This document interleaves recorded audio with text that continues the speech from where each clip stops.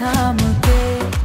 পকেটে মাত্র 1000 টাকা নিয়েই মুম্বাই চলে এসেছিলেন। অভিনয় নেশায় চোখের ঘুম উড়েছিল অভিনেত্রীর। বর্তমানে তার বাবা একজন বড় হোটেল ব্যবসায়ী। তবে অভিনেত্রী যখন কেরিয়ার শুরু করেছিলেন তখন তার পারিবারিক পরিস্থিতি খুব একটা ভালো ছিল না। পরিবারের কোনো সাহায্য ছাড়া, বলিউডে কোনো গডফাদার ছাড়াই ইন্ডাস্ট্রিতে জায়গা করেছেন হুমা কুরেশি।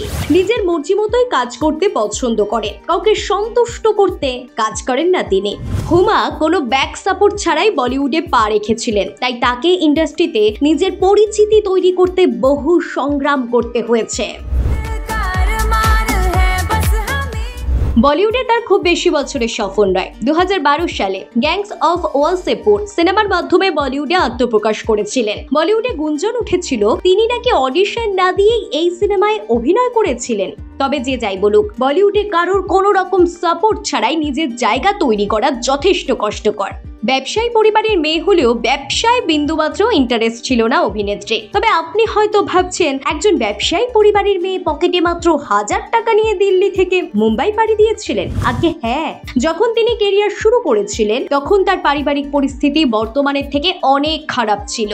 বলিউডে এসেও বহু ঘাত প্রতিঘাতের মধ্য দিয়ে গিয়েছিলেন, তবুও নিজেকে শক্ত রেখে সুযোগের অপেক্ষা করেছেন। দিল্লিতে পড়াশোনা করার সময় থিয়েটার শুরু করেছিলেন, তার সাথে চলছিল মডেলিং। তারপর পড়াশোনা শেষ করে আর দিল্লিতে মন টেকেনি। পকেটে যে কটা টাকা ছিল তা নিয়েই মুম্বাই পাড়ি দিয়েছিলেন নিজের স্বপ্ন পূরণের আশায়। তবে ওই যে, কষ্ট না করলে কোনো স্বপ্ন পূরণ করাই অত সহজ নয়। তাই বারে বারে হতাশ হয়েও আশা ছাড়েননি হুমা কুরেশি।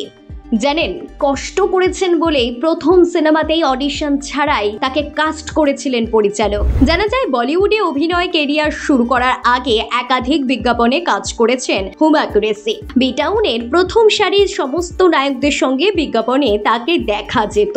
তেমনি আমির খানের বিপরীতে একটি বিজ্ঞাপনে তাকে দেখেই নিজের পরবর্তী ছবির জন্য প্রস্তাব দেন পরিচালক অনুরাগ কাশ্যপ। এক সাক্ষাৎকারে হুমা বলেছেন, বিজ্ঞাপনের সেটে 4 দিনের একটা শুটিং চলছিল। তার দ্বিতীয় দিনের শুটিং এ অনুরাগ কাশ্যপ বলেন যে তিনি হুমাকে একটি ছবিতে কাজ করাতে চান। সেটা শুনে অভিনেত্রী প্রথম একটু ঘাবড়ে গিয়েছিলেন। পরিচালককে বলে বসেন, আমি তো সবে মুম্বাই এসেছি, এখনই কি কাজ পাবো? শুনেছি মুম্বাই এসেই নাকি কাজ পেতে বহু সময় লাগে। যদিও পরিচালক হেসে বলে উঠেছিলেন, তুমি কি পাগল? তারপরে গ্যাংস অফ ওয়াসেপুর ছবিতে কাজ পান অভিনেত্রী। কোনো রকম অডিশন ছাড়াই প্রথম ছবিতে অভিনয় করেছিলেন। বেশ ভালো সাড়া পেয়েছিলেন প্রথম সিনেমাতেই। গত এক যুগে দের Ishqiya, Badlapur, Jolly LLB 2, Monica, O My Darling ইত্যাদি সিনেমায় অভিনয় করেছেন তিনি। হুমা কুরেশি বরাবরই সাহসী চরিত্রে অভিনয় করতেই ভালোবাসেন, এমনটাই জানিয়েছিলেন এক সাক্ষাৎকারে। কখনো কাউকে সন্তুষ্ট করতে না, নিজের মর্জিতেই কাজ করেন তিনি। পকেটে 1000 টাকা নিয়ে মুম্বাই পাড়ি দেওয়া সেদিনের ওই মেয়েটা আজ প্রায় 23 কোটি টাকার মালিক। আপনার কেমন লাগে অভিনেত্রীকে? হুমা কুরেশি অভিনীত সিনেমা শেষ কবে দেখেছেন? কমেন্ট করে জানিয়ে যেতে ভুলবেন না।